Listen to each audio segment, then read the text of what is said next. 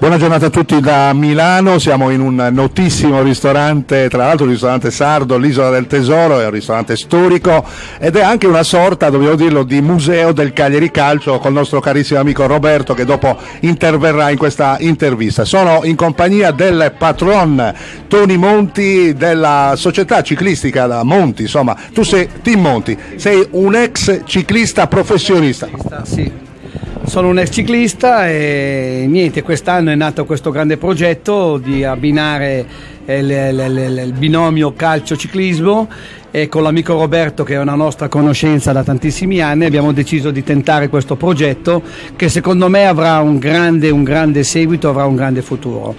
Perché abbinare calcio e ciclismo? Abbinare calcio e ciclismo perché sono sport innanzitutto di grandi fatiche, di grande ritiro, di grande voglia di fare, diciamo, un qualcosa di produttivo anche a livello giovanile, perché parliamoci chiaro, oggi al giorno d'oggi i bambini crescono nelle palestre, negli sport, e i primi sport che fanno è il pallone, il calcio, poi dopo tantissime altre gente va a fare altri sport e stiamo tentando di far salire lo sport del ciclismo a livello nazionale anche con i bambini.